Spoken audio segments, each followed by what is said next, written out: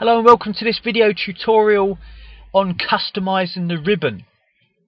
Now, fresh off the back of the last tutorial where we looked at adding buttons to our toolbar at the top to trigger the macros that we have created, we're now going to look at adding buttons to this ribbon below it.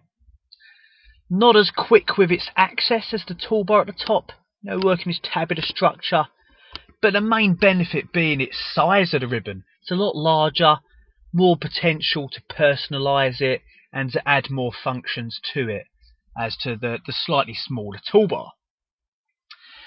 Now, to do this, I'm going to right mouse click anywhere on that ribbon and go into customise the ribbon. This is probably the fastest way of getting into this customise area.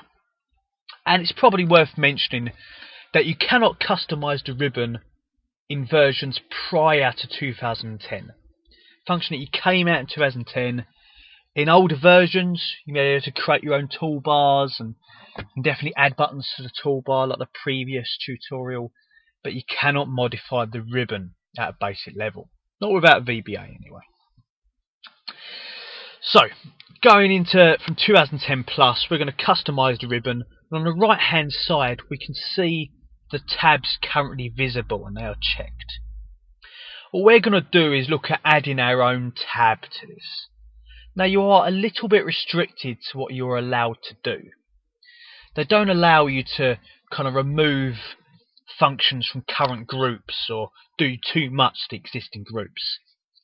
So, for example, in the dialog box and in the ribbon in the background here, we can see that the Home tab has this clipboard group and this font group, and you're a little bit restricted to what you're allowed to do to them. You see, you're not allowed to do much to their features, they're all ghosted out and so forth.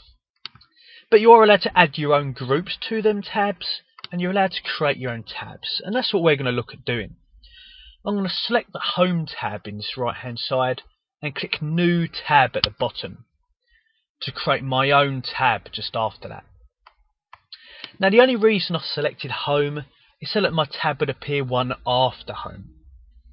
I can always use these arrows on the right to reorder them tabs into the way that I deem appropriate. If I want it to be the first tab on there, I can make it be so. And probably more importantly, I can rename them. If you have New Tab, I don't think you're going to be happy with it being named like that.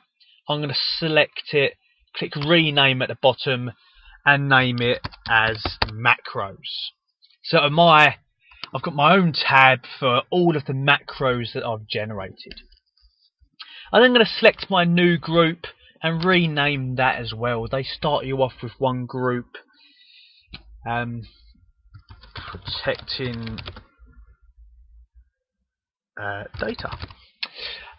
We can add our own groups to this, but we can also rename what we have. What I'm going to do is I'm going to select my macros tab and go for the new group button at the bottom as well. I'm going to add in one more group and rename them. Now, we can add as many groups in as we want, depending on the space that we have on that ribbon.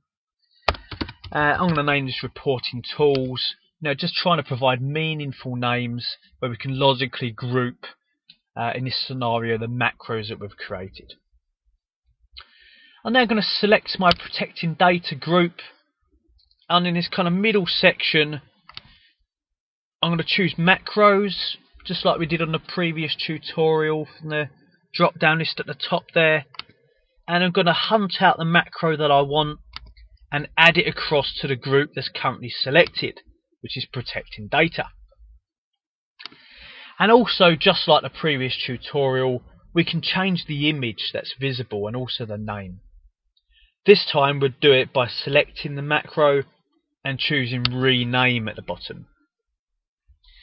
And once again, I can call this Protect Cells with Formulas or some other kind of meaningful name and choose hopefully a meaningful image. I'm going for the hand this time, palming people away. You cannot change that cell, it has a formula in. I'm going to click OK and I have my new looking button.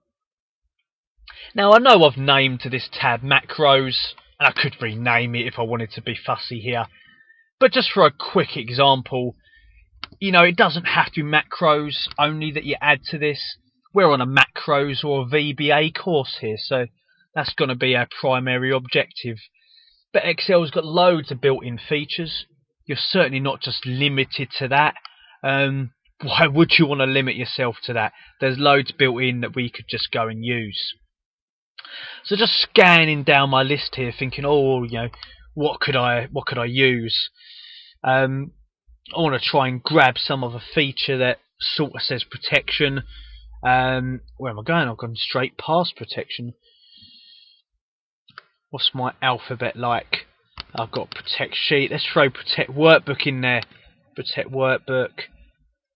I'm going to add that across. Oh, there's publish as PDF. That's a sort of protection sort of scenario. Surely PDFs are read only in most cases. Yeah, then reporting tools, I can add more macros, etc. Let's just add one more thing in there. Let's just throw in a print area, just so we've got something in that group.